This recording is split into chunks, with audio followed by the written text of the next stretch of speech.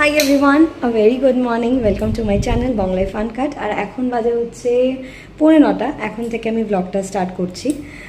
না, চুলের অবস্থা এই দেখে ভেবো না যে ঘুম থেকে উঠলাম, সব কাজ হয়ে গেছে। এই জাস্ট চুলটা খুললাম।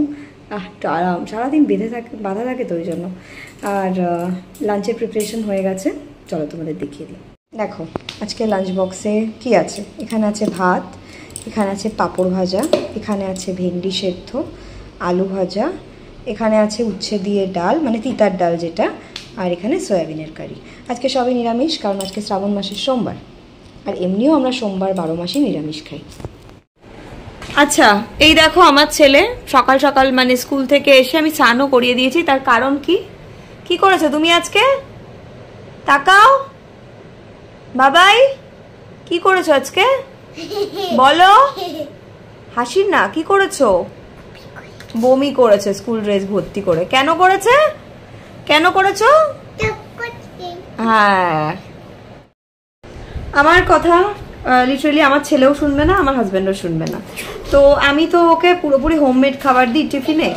এবার কি হয়েছে, ও মানে কথা শোনে না, বিভিন্ন ফ্রেন্ডসদেরকে দেখে যেটা নিতে ও জেদ করে সেটা নেবে। এবার আমি জানি আমার ছেলের কি হয় প্রবলেমটা, যে ওর কি হয় সকাল সকাল যদি কোনো মিষ্টি জিনিস খায় না, খালি পেটে বমি করে ফেলে। শোনে না আমার কথা। মা চকোস দেবে, জ্যাম দেবে, এই দেবে ওই দেবে, বকেই যাচ্ছে কদিন ধরে, কন্টিনিউয়াস চলছে ব্যাপারটা। এবার কিছুতেই আমি তাকে বোঝাতে পারছি না। আমি তাই আজকে ঠিক আছে ওর কথা মতোই জ্যাম পাউরুটি দিয়েছি আর কি চকোস দিয়েছি।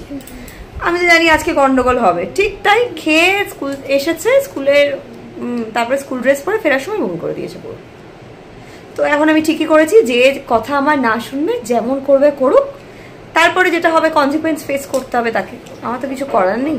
এই যে আমার হাজব্যান্ড মানে আমার ছেলের বাবা, ও কারোর কথা শোনে না। আমি যতই সকালে হেলদি ব্রেকফাস্ট বানাই, ওটস হোক বা নুডলস হোক বা পাস্তা হোক, হ্যাঁ নুডলস পাস্তা আমি হেলদি কেন বলছি, কারণ আমি যেই নুডলসটা ইউজ করি ওটা হচ্ছে হোল হুইট নুডলস আর এয়ার ফ্রাইড। হ্যাঁ, আর এয়ার ফ্রাইড, তো ওই কারণে ওটা হেলদি।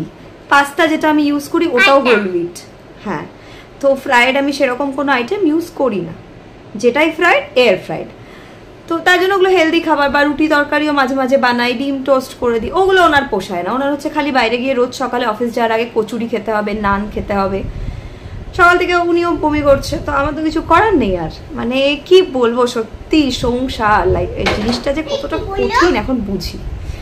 পাগল হয়ে যাই, একদিকে বর একদিকে ছেলে, মাঝখানে আমি।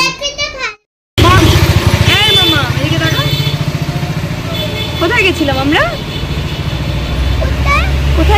আমরা? এখন কোথায় গেছিলাম? মিষ্টি দই আনতে। আর ঠাকুরের মিষ্টি আনতে।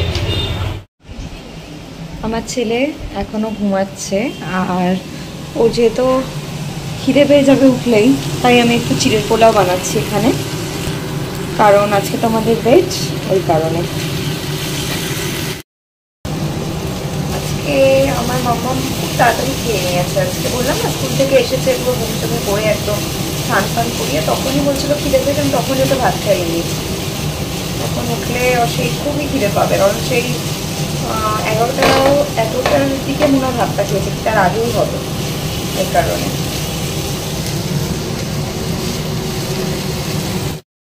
এই যে এখানে চিড়ের পোলাওটা হয়ে গেছে, এখন হচ্ছে মামামের জন্য নেব। মামামের জন্য নিয়ে যাচ্ছি। বাবাই, হ্যাঁ বাবাই, এই দেখো চিড়ের পোলাও। ঘুমো হয়ে গেছে। এই যে মামাম, আমি আর মামামের বাবা, আমরা কোথায় গেছিলাম মামা? বাজার করতে। এই যে আমরা সব বাজার নিয়ে এসেছি, আলু পেঁয়াজ আর কিছু সবজি।